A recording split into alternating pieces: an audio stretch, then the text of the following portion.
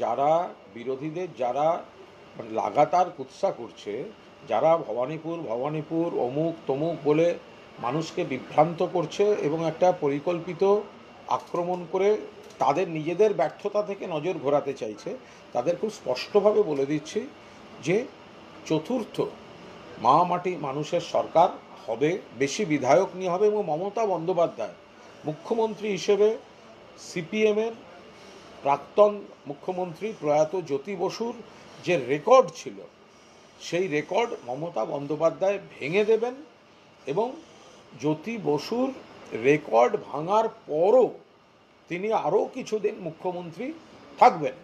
তো সুতরাং যারা কুৎসা করছেন তারা একদম লিখে রেখে দিন, জ্যোতি বসুর রেকর্ড ভাঙতে চলেছেন মমতা বন্দ্যোপাধ্যায়।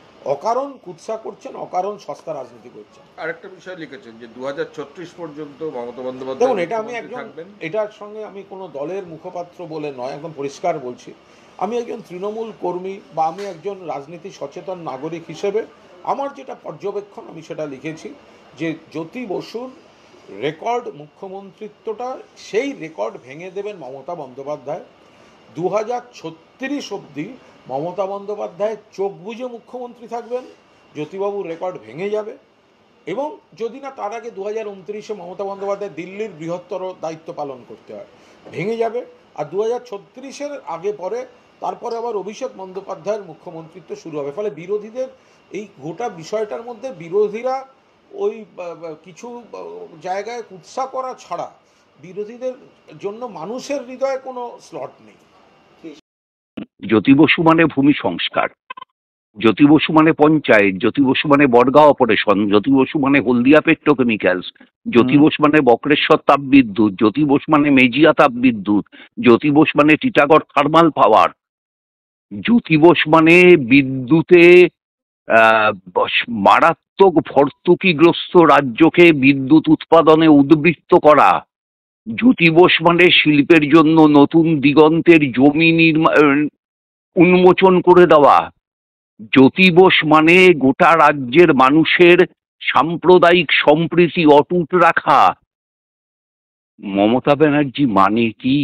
মমতা ব্যানার্জি মানে 26,000 চাকরি, মমতা ব্যানার্জি মানে দুর্নীতি, মমতা ব্যানার্জি মানে সারদা, মমতা ব্যানার্জি মানে নারদ, মমতা ব্যানার্জি মানে ধর্ষণের শীর্ষস্থান, মমতা ব্যানার্জি মানে নারী নির্যাতন, মমতা ব্যানার্জি মানে রাত 12টার পরে মেয়েদের বাইরে বেরোনো বন্ধ, মমতা ব্যানার্জি মানে শুধু ধর্মের নামে উন্মাদনা তৈরিতে বিজেপির সঙ্গে প্রতিযোগিতামূলক সাম্প্রদায়িকতায় অংশ নেওয়া। প্রথমত জ্যোতি বসুর রেকর্ড ভাঙাটা অসম্ভব, এটা আমরা কোনোদিন বলিনি। গোটা ভারতবর্ষের যে কোনো মুখ্যমন্ত্রী জ্যোতি বসুর রেকর্ড ভাঙতে পারেন, সেটা দুশ্চিন্তার বিষয় না। কারণ জ্যোতি বসু মুখ্যমন্ত্রী হয়েছিলেন তো অনেকটাই বেশি বয়সে। 1977 সালে জ্যোতি বসুর বয়সটা অনেকটাই হয়েছিল। জ্যোতি বসুর থেকে অনেক কম বয়সে মুখ্যমন্ত্রী হওয়ার সম্ভাবনাময় অনেকে আছেন। এম.কে. স্ট্যালিন মুখ্যমন্ত্রী আছেন, তেজস্বী যাদব মুখ্যমন্ত্রী হতে পারেন, এরকম অনেকে আছেন। মমতা বন্দ্যোপাধ্যায় জ্যোতি বসুর থেকে কম বয়সে মুখ্যমন্ত্রী হয়েছেন। কুণাল বাবু রাজনৈতিক জ্যোতিষ চর্চা করতে ভালোবাসেন, তিনি রাজনৈতিক জ্যোতিষ চর্চা করুন। কিন্তু আমার যেটা আশঙ্কা হচ্ছে, উনি বলছেন 2036 অব্দি মমতা বন্দ্যোপাধ্যায় থাকবেন, তারপর অভিষেক বন্দ্যোপাধ্যায় দায়িত্ব দেবেন। আমি যেটা ভাবছি সেটা হচ্ছে, অভিষেক বন্দ্যোপাধ্যায় কিসের দায়িত্ব নেবেন? বাংলাটা তো শ্মশান হয়ে গেছে, একটা কলকারখানা নেই, কৃষকের জমি দখল হয়ে যাচ্ছে আদানি আম্বানিদের স্বার্থে। খনিজ সম্পদ বাংলার মাটিতে যা আছে তা পার্সোনাল প্রপার্টিতে পরিণত করে দেওয়া হচ্ছে। হচ্ছে দীঘার মন্দির, হবে রাজারহাটের দুরাঙ্গন, হতে পারে শিলিগুড়ির মহাকাল। তো অভিষেক বন্দ্যোপাধ্যায় যখন মুখ্যমন্ত্রী হবেন কুণালবাবুর কথা মতো, তখন তো বাংলায় মন্দির আর মসজিদ ছাড়া কিছু থাকবে বলে আমার মনে হচ্ছে না।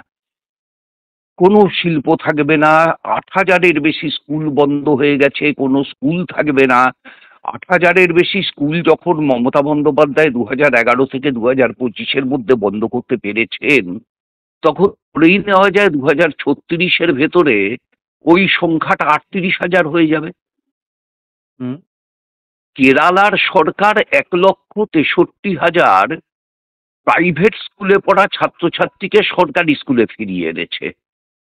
আর আমাদের 2011-র আগে সরকারি স্কুলে ভর্তি আর বেসরকারি স্কুলের ভর্তির অনুপাত যেখানে ছিল 82 আর 18, সেখানে এখন ওটা উল্টে গিয়ে 24 আর 76 হয়েছে।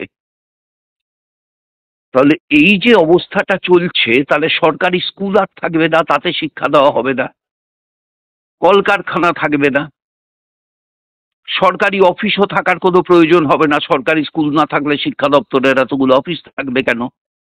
পিজি হাসপাতালকে সেমি প্রাইভেট করে দেওয়া হয়েছে, বাকিগুলোকেও পর্যায়ক্রমে করে দেওয়া হবে। তাহলে সরকারি অফিস, স্বাস্থ্য দপ্তর থাকার প্রয়োজন ফুরিয়ে যাবে। পরিবহনের ক্ষেত্রে সরকার কার্যত হাত গুটিয়ে নিয়েছে, তাহলে পরিবহনের সরকারি অফিসগুলোও থাকবে না। তাহলে অভিষেক যখন দায়িত্ব নেবেন, এ তো অভিষেকের আশঙ্কা হওয়া উচিত যে তিনি কিসের দায়িত্ব নেবেন। কুণালবাবু বরং সেটা অভিষেককে আশ্বস্ত করুন যে তুমি যখন দায়িত্ব নেবে তখন এইগুলো পশ্চিমবাংলায় অবশিষ্ট থাকবে। সেটা বোমা শিল্প হতে পারে, বারুদ শিল্প হতে পারে, সেটা সিভিক ভলেন্টিয়ারদের দিয়ে রেপ করানোর ক্রিয়াকৌশল হতে পারে, হোমগার্ডদের দিয়ে নারী নির্যাতনের ক্রিয়াকৌশল হতে পারে। এই যা যা থাকবে অভিষেকের জন্য, সেটার একটা গবেষণাপত্র কুণালবাবু বরং প্রকাশ করুন। তাহলে কুণালবাবুকে একটা মিনিমাম নমস্কার জানানোর সুযোগ পাবো।